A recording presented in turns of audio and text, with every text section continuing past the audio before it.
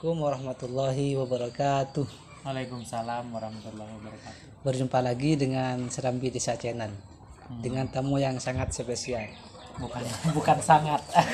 Sangat super spesial, Kak. Alhamdulillah. Yaitu Om Mary Iya. dengan nama asli Kak Sadili. Iya. Kita sudah tahu semua bahwa Kak Sadili ini orang kampung, orang pelosok. Ini juga di sini suasananya sangat kampung sekali, Kak. Iya, sangat kampung sekali. Emang saya asalnya dari kampung, anak tanah. Pada kesempatan ini kita ngobrol masalah kesuksesannya. Sebab kan banyak orang ingin sukses, tetapi mereka kadang bingung bagaimana caranya. Tetapi Kak Sadili ini orang kampung, kayaknya sudah anggapan orang ini Kak Sadili merupakan orang yang sangat sukses seperti itu. Amin, alhamdulillah. Mungkin Kak Sadili bisa menjelaskan apa itu sukses, Kak?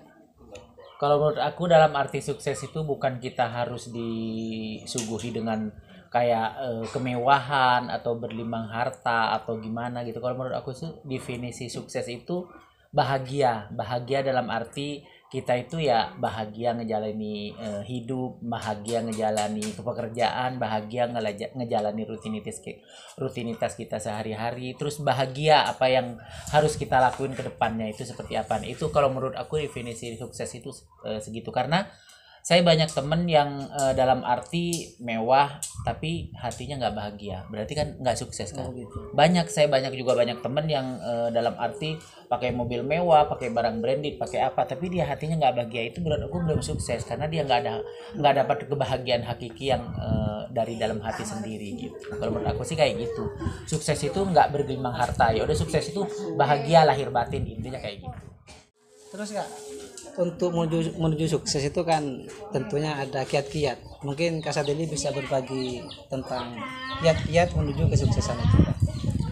Ya, kalau menuju ke sukses, kita jadi orang sukses. Menuju ke suksesnya itu ya pasti kita dengan usaha dengan yang gigih, usaha dengan kita nggak perlu mengeluh, kita ngejalanin sama kayak air mengalir.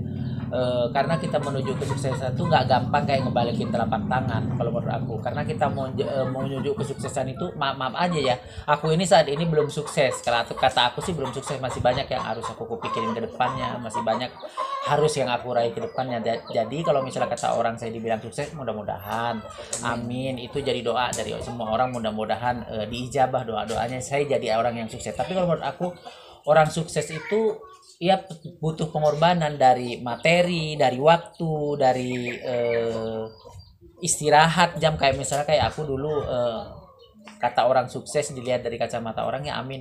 Kayak aku sekarang yang udah aku raih saat ini kan, aku dulu waktu masih kerja sama Bos Raffi itu yang dari pagi sampai pagi itu nggak tidur. Kadang tidurku tuh cuma 2 jam, cuma 1,5 jam kadang-kadang gitu. Kita pulang malam pagi, bukan malam ya, pagi jam 4:30, itu jam 5:30 saya harus sudah bangun lagi, pergi lagi kerja gitu. Jadi kalau menurut aku buat menuju sukses itu perlu banyak yang harus dikorbanin, entah itu perasaan, entah itu materi, entah itu waktu, pokoknya semuanya lah. Karena menuju sukses itu nggak gampang.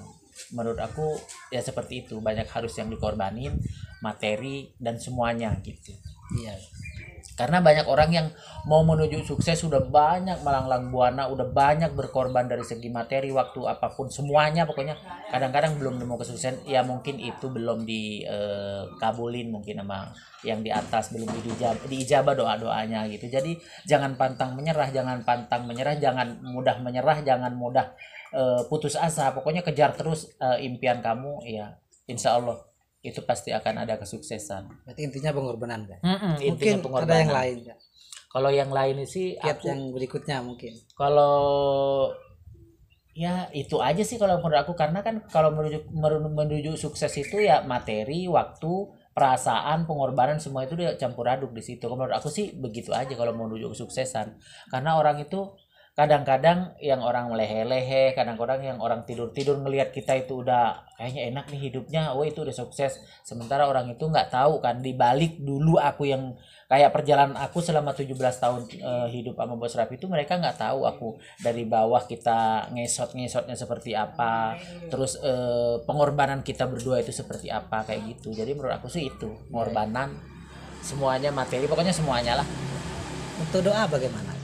Untuk doa ya kita setiap doa, aku sih nggak muluk-muluk setiap, karena kan aku kalau doa tuh di setiap sholatku saya nggak pernah minta bergelimang harta, nggak pernah. Pasti di setiap doa saya, terutama buat ibu saya ya, orang tua saya gitu, pasti saya mintanya tuh sehat.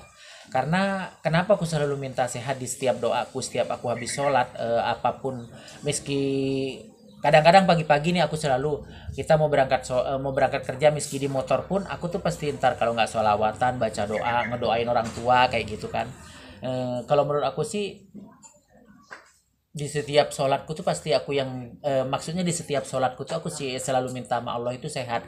Karena kalau kita sehat kita bisa kerja, Iya, iya. bisa ngapa-ngapain, bisa berpikir yang jernih, bisa usaha, bisa apa, pokoknya kalau kita sehat tuh insya Allah yang kita lakuin itu hasilnya pasti positif gitu. Ya begitu. Jadi Berarti kayak gitu. ada pengorbanan, ada doa Cak. Iya, ada pengorbanan, ada doa. Tapi doa aku tuh nggak pernah aku minta kemewahan, nggak pernah, ibarat kata aku tuh sehat gitu aja. Karena kalau sehat itu udah pasti kita bisa kerja. Kalau kerja kita ngasilin duit kan gitu intinya.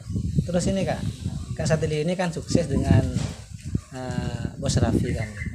Itu apa yang dilakukan oleh Kak Sadili sehingga apa Bos Raffi itu sangat sangat apa ya, sangat suka, sangat cinta dengan Kak Mary sehingga bisa bertahan sekian lama begitu. Ya mungkin karena aku tuh udah lumayan lama ya orang lapangan, karena kita tuh di keluarga Raffi itu, karena kita di keluarga Raffi itu ada yang jaga rumah lama, itu lebih lama, mungkin dia ada 23 tahunan. Ada juga yang Raffi waktu kecil dia bagian bawa mobil, ada. Saya tuh kalau menurut silsilahnya itu saya tuh orang ketiga. Begitu. Orang rumah itu yang paling ada lama-lama, cuman bagian lapangan saya yang orang paling lama gitu. Kenapa Raffi itu ibarat kata bisa sama kayak saya kayak sekarang ya, intinya mungkin dia takut jauh atau takut dari apa, sebenarnya sih bukan kayak gitu. Mungkin Bos Raffi tuh mikir, karena kan bener kita tuh usahanya dari bawah emang berdua bertiga waktu itu, berempat sama supir gitu kan. Cuman kayak gitu ya, mungkin dengan saat ini juga pasti di hati kecilnya dia, meski dia nggak ngomong, oh Mary ini orang-orang yang sangat ini sama aku, maksudnya dibilang nggak berjasa ya, saya sangat baik lah intinya gitulah, pokoknya baik dalam segala hal mungkin gitu. Makanya Bos Raffi itu kalau misalnya ngomong sama aku tuh udah nggak perlu ada halang-halangan atau apa-apa. Kalau mau ngomong jeplak, sebaliknya juga aku, kalau misalnya aku ada unek-unek ya aku ngomong jeplak gitu, maksudnya terus terang gitu. Jadi kita tuh nggak ada saling Nggak basa-basi gitu. nggak ada basa-basi gitu. Mungkin karena udah lamanya kita berdua, lamanya kita bekerja sama, lamanya kita selalu sharing di mobil, selalu itu ya itu.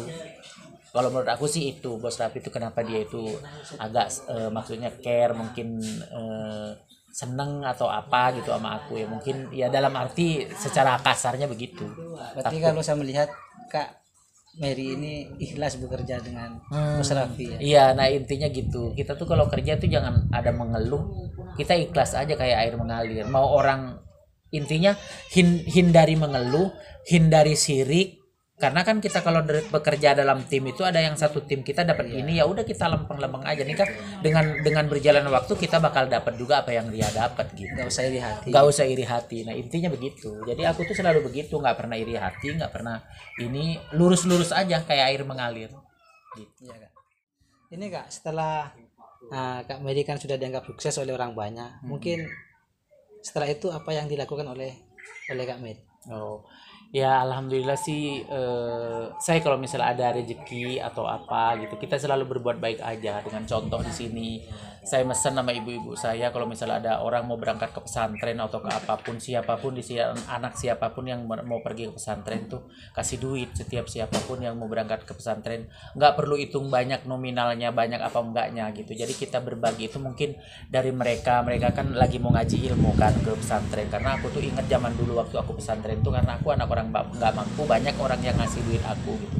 Jadi aku tuh ngebales jasa kayak gitu. Jadi sekarang tuh nggak perlu anak saudara atau anak siapa, meski anak orang lain pun kalau ketahuan ibuku tuh kalau mau pergi ngaji itu pasti aku selalu bilang, kasih Bu, buat dia, buat jajan-jajan aja, nggak seikhlasnya aja, nggak perlu banyak-banyak, yang penting ikhlas gitu. Jadi berbuat baiknya itu sekarang itu ya berbuat baiknya itu sekarang jangan lupa kita yayasan, misalnya ke yayasan ke anak-anak yatim gitu ya. Terus berbagi ke anak yatim, berbagi sama orang-orang di sekeliling aku. Karena aku kan banyak keluargaku tuh yang benar-benar nggak mampu ya kan. Jadi aku harus berbagi ke keluarga dulu baru ke orang lain. Tapi kalau anak yatim itu setiap pendapatan aku itu pasti aku akan berbagi ke anak yatim. Ya, terima kasih Kak. Jadi menurut Kak Sadili, kesuksesan itu untuk mencapainya ada 4 hal Kak ya. Pertama pengorbanan, Iya, yang kedua itu keikhlasan, yang keikhlasan, ketiga adalah doa. usaha, doa. Doa. Terus yang keempat jangan lupa berbagi dengan Yang Sesama. iya sesama, iya. Betul. ya mungkin sementara kita akhiri sampai di sini Kak. Oh iya, Ya. udah selesai dia. Oh iya, iya. Sebentar aja Kak, yang penting bisa berbagi pengalaman. Iya, berbagi pengalaman ya, mudah-mudahan ambil hikmahnya, ambil baik-baik aja. Kalau misalnya ada salah atau kekeliruan dari saya minta maaf gitu. Jadi omongan saya ini ambil baiknya, yang nggak baik dibuang aja gitu. Mungkin pesan terakhir untuk sahabat Serambi Desa Kak.